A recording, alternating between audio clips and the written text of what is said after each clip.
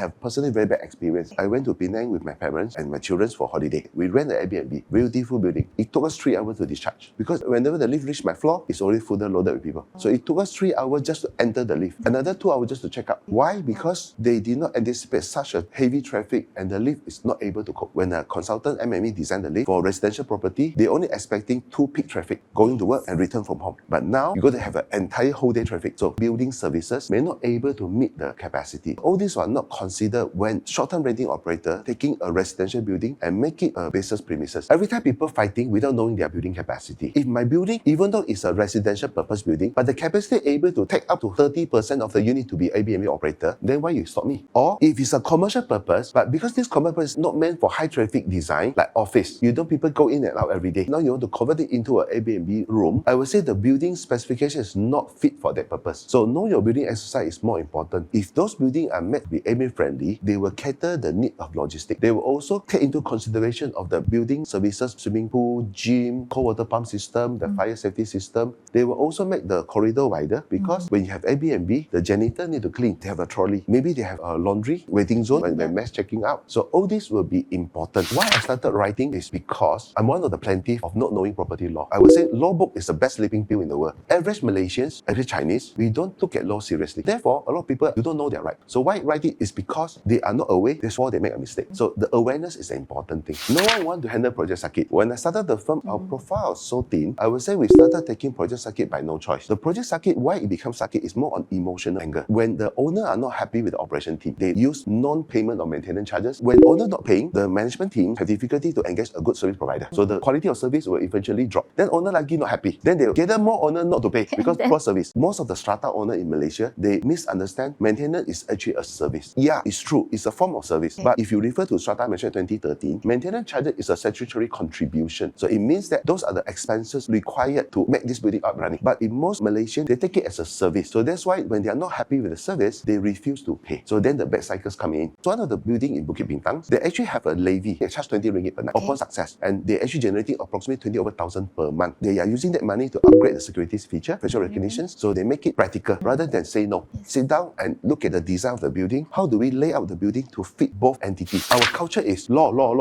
You violate, I compound you. So for me, it's li number 1, qing number 2, fa number 3. Not always you must go legal. Sometimes they make a mistake unintentionally. Unless they make a mistake or they cause us damages intentionally, then fa must come in. Knowing that at site levels, owner will throw emotion to my team. So that's why we change our HR department to people and culture department. We actually want to make HQ a discharge center, which they are more happy to come into HQ and to discharge their stress. We call it Sing Chou Jiang. Sing is basic salary. Chou is called Chou Lao. When you did something beyond your job scope and helping the company. And the last one is Jiang. Jiang is we must buy the entire team together. So let's say we declare 10% of our profit will be distributed among the team. I'm still boiling the soup. It's not like getting a software, plug the USB, install, then it will be like that. Yeah. This is culture. This is people behavior. You have to boil the soup and make it tasty. So it's a good question. Other than that, I would say gated building management are no different from other property company, but we are looking this as a long-term business. We want to make this a 100-year-old company. Then it's not a one-man policy. It's the company corporate governance who govern them throughout the years. The message to all property managers is don't take STRA operator as enemy. And STRA operator, don't look at property manager as the hurdle and try to put the thing not under their radar because I'm answerable to every stakeholder. I don't know, I will gonna blame. When I gonna blame, what I will do? I will impose more strict regulation to manage you. So then it's a never-ending fighting. So meet them, talk to them. Sit down, communicate, get the understanding. It's more important to help the building and help each of the stakeholder.